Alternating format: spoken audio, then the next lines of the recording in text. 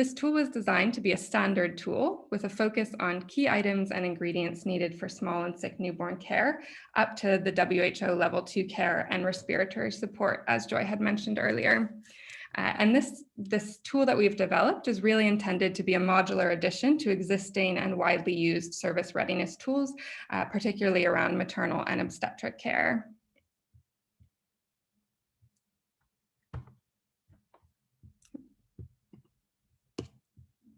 And the HFA is organized by health systems building block. There are 11 modules in total to accommodate the timing and flow of data collection so that the HFA can really be completed in just one day.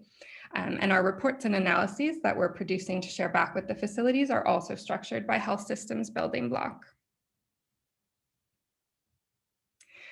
So as previously mentioned, we do have a very large data set. We've completed HFAs at 64 facilities, primarily during the last year during COVID times.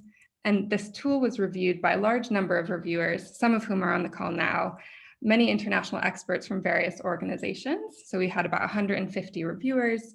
We also trained around 50 data collectors and 20 trainers across the different NEST countries to conduct these HFAs. And we have about 6,300 variables. So with the 65 facilities in NEST, this leads to about 450,000 total data points just from the baseline data we're collecting. So quite a lot of data there. And so today we're going to provide some preliminary results from two modules. We're focusing on the medical devices and the human resources data. And we chose these modules because they are particularly in the NEST sphere of control and sphere of influence. And just a note about the data, just noting that these are preliminary results, so please do not cite or pass on. So looking here, overall our principle for organizing the data is by WHO level of care. And though as mentioned, NEST focuses on level 2 in the transition care, it's really important to have level 1 care in place and functioning well for NEST to succeed. And this table here, we're looking at the median number of devices per facility at baseline. So this is total devices, including both functional and non-functional devices. And as we can see looking at the table, there are some clear trends here. So we can see that syringe pumps, for example, are missing across the facilities, but other device availability is a bit more variable. So looking at this, overall, most facilities have at least one of each device. So the next question becomes, how many of these devices are actually functioning? So as you can see here, here we're looking at percent functionality of devices, the median and the range as well. And we can see here that if, for example, we look at the suction pump, that median percent functionality is actually quite high for suction pumps. But if we look up a bit at the incubators, we can see it's a bit lower. So this really shows the huge need for maintenance and the really important role that the biomed techs can play at the facilities. So following on from this, the next question that comes is, do we actually have enough functional devices? Thinking about the capacity of the neonatal units, the number of admissions, as well as case mix and other important factors. So here we're showing the median number of functional devices per baby. So 0 is bad because it means there are no functional devices. And then larger numbers are also bad because that shows that a lot of babies are sharing just one functional device. And we don't have a norm and standard for these device ratios yet, nothing yet based on the evidence, but we will be able to give these thresholds as part of our work through NEST. And again, though we don't have thresholds yet, we can see that some device ratios are high. So for example, if we look at CPAPs in Kenya here, we can see that for every one functional device, on average, 23 babies are sharing that one device. So now we're going to look at some human resources data. So here we're showing the median number of staff on the ward during the baseline HFA and the night before. And these numbers here are based on reality on the ward on the day of the HFA, rather than staff allocation, which is often reported as much higher. And just noting that nurses we're looking at here are providing exclusive care on the unit, whereas doctors and clinical officers may not necessarily be providing exclusive care. And as we can see here, the day to night ratio for staff is about half. So we see about half the number of staff providing care on the unit at night compared to during the day, even though the number of babies remains the same. And so here we're looking at the median number of staff per baby. So like the device ratios above, 0 is not great, and the larger numbers are also not great. And again, we can see these same trends as the previous human resources table. So the median number of staff per baby is 0 across most of these staffing categories. And again, the staff in the neonatal unit are responsible for more babies at night compared to during the day. Though we do see some larger variations by country, both in terms of ratio and also in terms of the composition of staff present in each unit.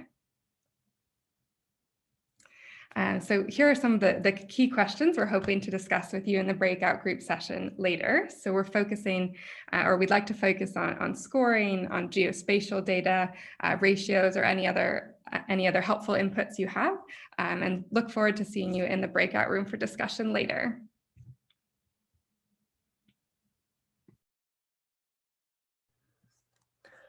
Hi, everyone.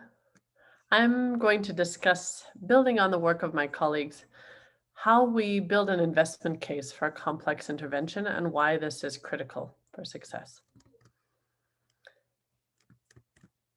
Interventions must be designed for affordability and sustainability, not just feasibility. So we need economic evaluation included in the evaluation of programs. The purpose of an investment case is to unlock sustainable financing, so something beyond grant financing, and to help domestic champions and the government of whatever country or region in which you're working to advocate for this themselves. So this is not something, although you may be accountable to a funder, I think it's really critical in all of this work that we center the decision maker. And Joy spoke to this at the beginning, that the decision maker who is at the receiving end of your evaluation and indeed may be co-creating some of the questions and the implementation with you are critical. And so key economic considerations in this process, one is to include budget impact analysis as well as costing or cost effectiveness to look at affordability to the system and to work within budget constraints. Second will be to include qualitative methods. I know many people tend to be scared of economics, but we really need to expand beyond the conception of the economist as a glorified accountant, that we're here to understand decision makers' values, priority setting, and really the range of what benefits might be valued. And finally, that investment shouldn't be simply a startup cost project, which is what many funders like to do, but we really need to have investment in recurrent costs, both financial and economic costs, to achieve sustainability. So decolonizing is a critical lens as well, and I see that many of you are coming from countries that may have been on the receiving end of colonial interventions. So I think as we recenter the decision maker and as we focus on the domestic government as the focus of our results, that's critical, as well as contextualizing those results, not assuming that findings from one country in Africa might be relevant to all of sub-Saharan Africa. And the researcher can view themselves as a knowledge broker rather than simply a knowledge generator. So again, coming back to the questions that were raised a bit at the beginning around complex intervention, who needs this evidence? What do they know now? And how does this augment or change that? And how might this contradict it? And can we value their knowledge as well? When and how will they be able to use this evidence? And how might it not fit what is known? Can we explain that? Or is that something that we also don't understand? So communication is not just production of evidence. And you'll hear more from my colleagues, David and Zoe, on this. So I'm going to group my thinking around this in 3 areas, focusing on the path to the so what of economic evidence, or the investment case, in this case for a broad health system area. First, we need to understand what we can about landscape. This is both global and domestic financing for this thematic area. Next. And next again, please. So to do a landscape analysis, essentially what we're doing is assessing what's already happening. And this can be done in several ways for almost any area, but certainly for economics. So it can be a review of secondary analyses by others. It can be a secondary analysis of our own, and it can be collecting and analyzing our own primary data. So in the case of NEST, what this means, next slide please, is looking at existing global financing flows. So this is analysis that's already been done by others based on national health accounts and other data around overseas development aid. Then we can look at those aid data as we've done in the panel to the right and analyze the specific funding for newborn health and stillbirth prevention. So additional analyses that haven't been done before on secondary data. And then we can collect primary data to understand decision-making in major sources of financing for newborn health and stillbirth prevention as identified. And we can track and analyze catalyzed investment in NEST implementing countries. So things that we've already been able to do and achieve that lead to co-investment by domestic partners, external partners, and investment of resources, both financial and others. After we do a landscape analysis, we need to think about where we go next. We need to map and be ready for moments or windows of opportunity with strategic partners. We group these funding opportunities in our heads into 3 areas. The first is predictable windows. So this is things like the health sector strategic plan renewal, the ENAP plan revision, the global financing facility waves, other opportunities where a rethink of strategy or application for funding is done. Unpredictable moments might be things like elections or outbreaks. And what we've called current here are kind of zeitgeist moments, things like UHC promotion, COVID Build Back Better, and others. Knowledge of the funding windows, we can also use our landscape analysis to identify funding opportunities. We can leverage increasing funding from current funders. We can hold those who have given verbal commitments but may not have matched those with their financial outlays. We can hold them to account. We can bring in new funders in line with their strategy. And we can build on trust from prior work to extend the reach of current work. So those with whom we may have collaborated or who might know of our work, to bring them in for a strategic partnership in funding. So where do we go with this information? We have to match the evidence we're generating to the opportunities we've mapped. But it's not easy, especially assessing things like quality improvement, where many inputs have economic costs, people time, or foregone activities, but they don't require financial outlay.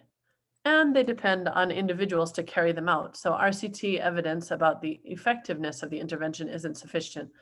In the paper detailed here, we describe an approach to theoretically establish a threshold effect size that would justify intervention in a complex intervention.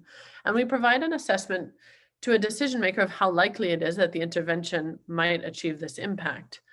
If there are interested economists in the audience, we'll be presenting more on this in an IHEA meeting in a few weeks at the International Health Economics Association. So if we apply this again to small and sick newborn care, we need a clear definition of health system strengthening and the complexity and modularity of the intervention. So it's not simply one thing that we're doing, like a health technology assessment would be for a more traditional economic evaluation. We need to assess across health system building blocks and not restrict our measures of impact or our measures of cost to either clinical care or service delivery. And our investment case needs to be broad, empowering domestic champions to target various sources of funds and geographies, because we know that if we're doing a major health system strengthening piece of work, that the work will not be limited to intervention and support by one funder or source of inputs. So for NEST, this means delivering on outputs that move beyond the implementing countries, that are useful to the wider community thinking about this type of intervention and this health area.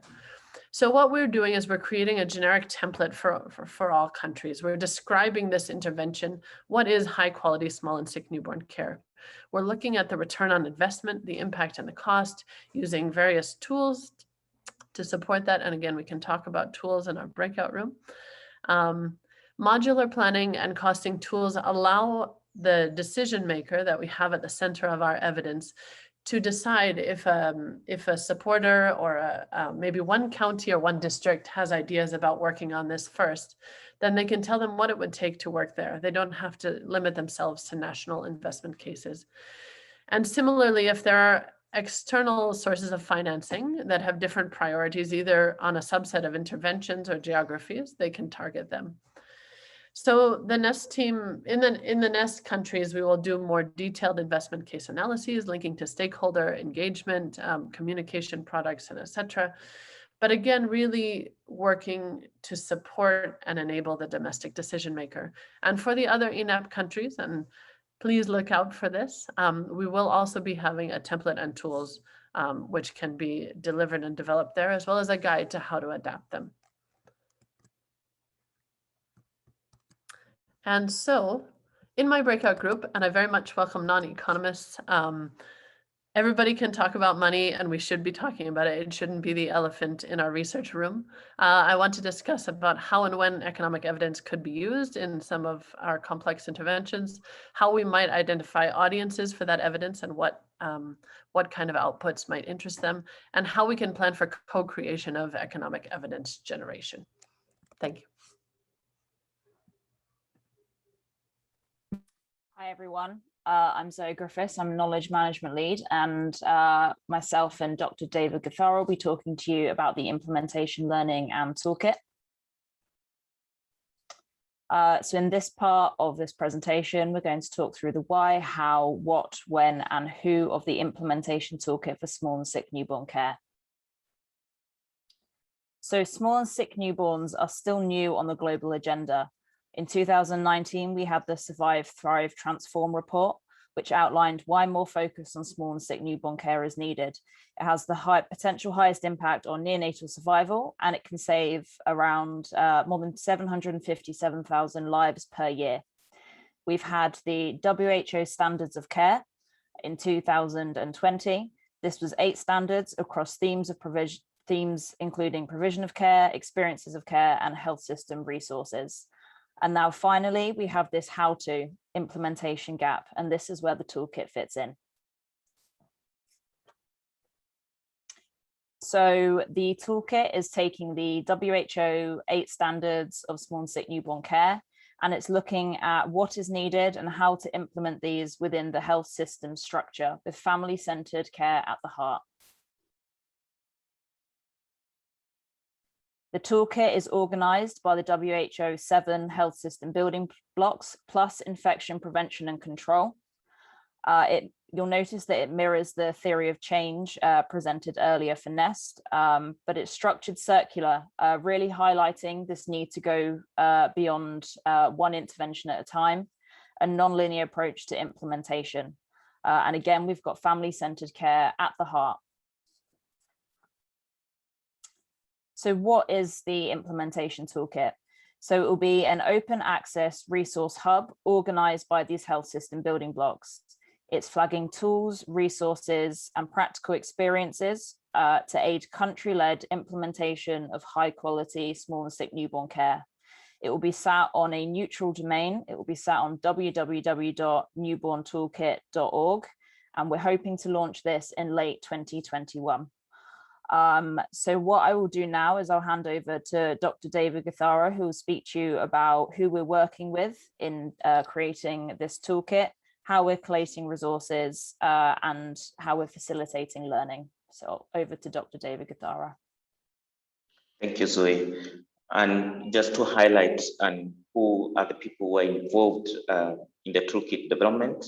So we have a growing community of experts ranging from implementers, academicians, health systems, persons and program managers, generating content and expertise and examples and tools linked to small and sick newborn care. We have collaboration with ENAP and existing small and sick newborn platforms, including the WHO UNICEF Quality of Care Network and the Save the Children Small and Sick Newborn Community of Practice, to bring together this expertise and to continue developing and sharing experiences. And an expert advisory team that has representation from WHO, UNICEF, and PATH, amongst others. And NEST360 and UNICEF are leading on the editorial and the design. We are reaching out to all on this platform and others. The technical working groups spanning the health system building blocks are open, and all are welcome. And you can send your email to Zoe to join this platform. So to wrap up this talk, we've heard a lot from previous speakers, and linking to the dashboard that Eric talked about, the data that Rebecca talked about. And what we are trying to put together is data for action, spanning the neonatal inpatient data set, health facility assessment, amongst other tools. And through this process, develop a process for sustaining change through quality improvement initiatives across hospitals and learning networks across countries, and link with communities of practice who are people working in these health facilities, as well as implementers, to develop practical, active, and multi-channel learning and sharing, and putting together current evidence and new research to address priority health system gaps, and bringing all that together into the implementation toolkit, and linking the community of practice, just to collect practical resources and tools for small and sick newborns, and to help fast track achieving the enough coverage targets. Next slide. So just to excite you on how much progress we've made, so Zoe talked about the goal of the toolkit, which is having a high quality implementation for small and sick newborns interventions across the world based on WHO standards.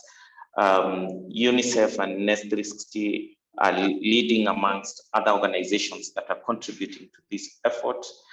We currently have ongoing webinars with the WHO Quality of Care Network, spanning this year and next year, and linking to the community of practice for the by the Save Children. We currently have collected 80 tools and reading resources, and these are growing, and as they come in from our technical working groups and expertise and lessons and case studies from countries across the globe. We are targeting 90 countries, focused on the in-app coverage target 4, and we currently have a community of over 250 members organized by the eight health system building blocks, and spread out across the globe to bring in new learning experiences, case studies, and evidence to complement all the learning that we are gaining along the way, and building out of NEST and what we are learning from NEST. Next. So we'll have a chance for those of you who would like to see a little bit more of the beta version of the toolkit. You're welcome to join our group. We'll have a live demo of that, and also would like to have a discussion on around how do we capture implementation learnings outside of the research question and scope. We know there are a lot of implementation experiences out there and best practices that exist, and what we would want to avoid is how to avoid people repeating the same mistakes and reinventing the wheel when those examples exist, and how to curate that information. And more importantly is how do we share those learnings and implementation research to provide impact, because those do exist out there, but how do we package them in a way that people appreciate them and in a straightforward way for them to implement. So I'll stop there and welcome you to our group. Thank you so much, everybody. And what's absolutely incredible is not just the richness of those talks, but we landed to the second on time, which is just remarkable. We really want to each of these people. It's the funny thing of being in a pandemic is that we can't appreciate people, but each of these people have really done a beautiful job in presenting and in condensing a lot of information, and I think we're all deeply grateful to them. So we now have some very exciting questions as well, and we've got time to discuss these. So the first question that came in from Layla, I hope I'm saying that right, and really is the million-dollar question, I think, on complex evaluation. So this kind of dichotomy, you're asking about, process evaluation. It's difficult to publish. It's not always done, and how to go about it. So I think this is critical. Probably up until 5 or 10 years ago, a process evaluation on its own was extremely hard to publish. I think the world has really changed, and even just in the last couple of months, PLOS have now established a new public health journal, which is particularly also going to prioritize these types of evaluations and those led from the Southern Hemisphere. Maybe I just open out on our panel. I know both David and Zoe, you've done a lot of process evaluations. Do you want to make any comments on either how to do them or how to get them published? Thank you, Joy. I think from our experiences, the focus is mainly to think through the implementation process and describe it or outline it as best as you can, and mainly to complement more objective data collection methods. So we have the more quantitative data, and it's thinking through what are the other moving parts within the intervention that are not being captured or could influence some of the outcomes that you are expecting, and documenting that as best as you can. And in terms of publishing, I think it's often very complementary, and funders are increasingly requiring a lot of that to be included in proposals as well. It's important to, a lot of what we've done is to sort of provide sister manuscripts, one which is very, for lack of a better word, very structured to the intervention, and then one that tends to explain some of the findings and what went into the intervention, and explaining some of the findings that you have, or some of the explanations to the findings that you have. And when those papers are read together, they tend to present that in a very robust way. Over. Yeah, thank you, David. And looking again at Leila's question, I think you're exactly right. She's also saying not just how do we publish it, but how does it inform what we do? I would say that quite often from, when you do an external evaluation, you come in separately, and it makes such a difference if you come in to do an external evaluation to an organization that has a thoughtful theory of change that is also measurable. That importantly also can lead to much deeper understanding of the interlinkages you wouldn't otherwise predict. So I would say, for example, in NEST, how we did this theory of change. So Katie asked us to talk a little bit more about this. I think you genuinely need to be open to listening to people on, what has worked either in the literature or practice before, and also what has not worked. So I would say that in the workshop that we did for the NEST theory of change, it actually really changed, not just the theory of change, but also how we set up implementation. For example, having a service readiness checklist before starting to implement. So that really came out of the learning in the theory of change. It changed how we started. I don't know if anybody else wants to make any comments on this part about process evaluations, theories of change, this kind of high level. And then there are quite a lot of questions about routine data and challenges of that. Anything else from the team, or anything that I'm missing in the questions that we should answer on this? Just to add on process evaluation, I think it really depends on why it's been asked for and commissioned. And that speaks to kind of the culture inside the organization that you're evaluating. So if there is really intent, then it can feed into an existing culture of quality and quality improvement. And, if it's viewed as kind of an external exercise that just has to be completed, then the use of the evidence is obviously much less. Thanks. Yeah, thank you, Megan.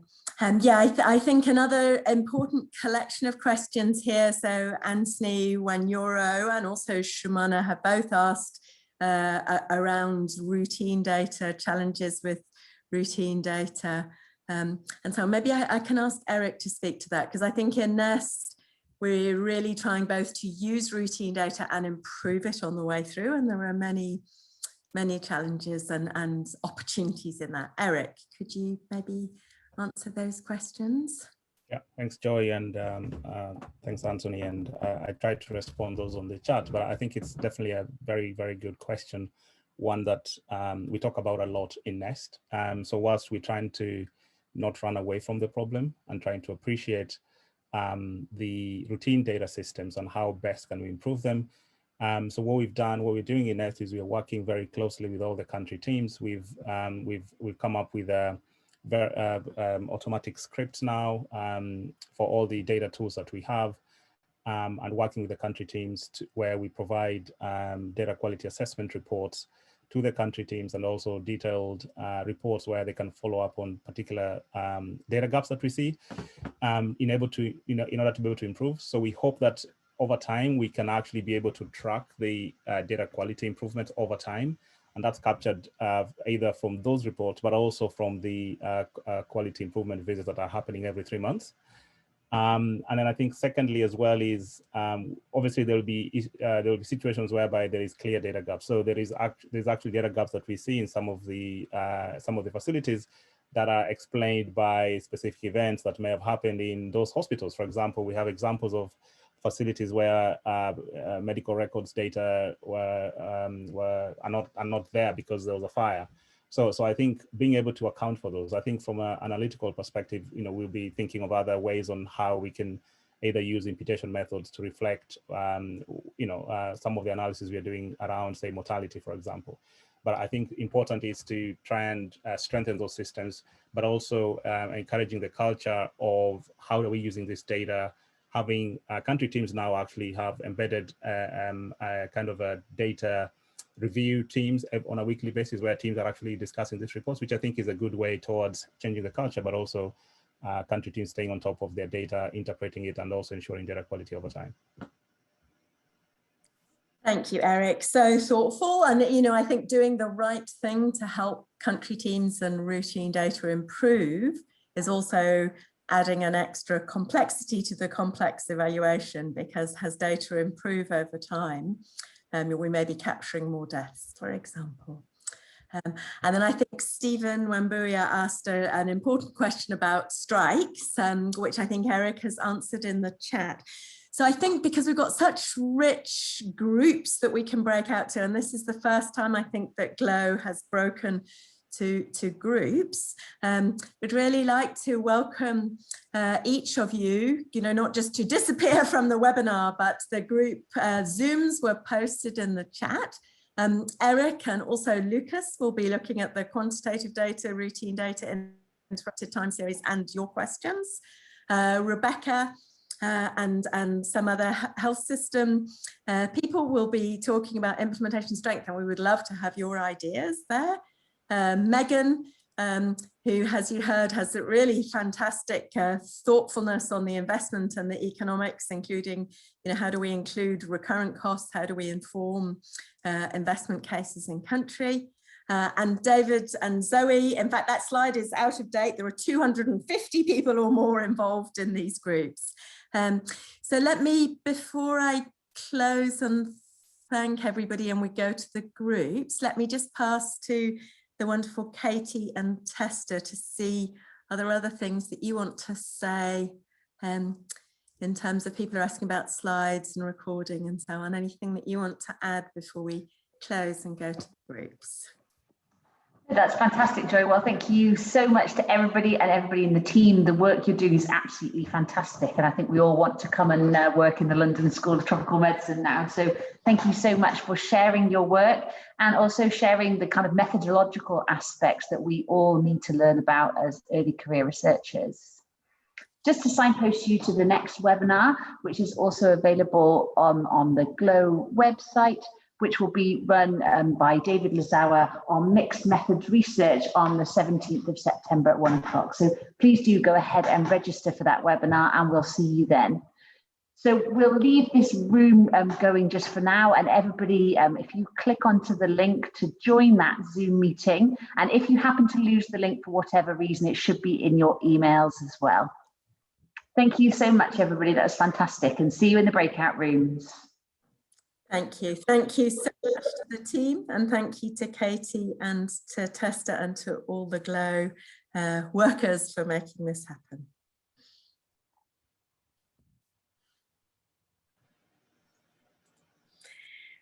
Gorgeous job, guys. I'm not sure I've got the link, Rebecca, for yours. I hope I don't go to the wrong place. Leave this and start my breakout.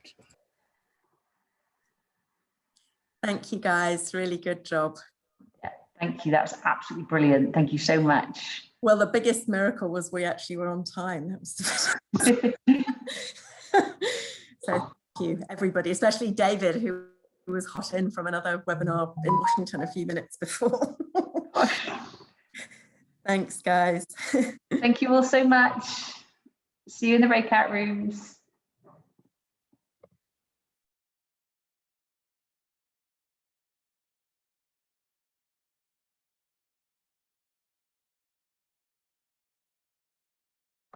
If anyone's having problems accessing the breakout rooms, please do type in the chat. I know that you can't unmute yourself on the webinars function, but please do type in the chat and we'll see if we can help if we can.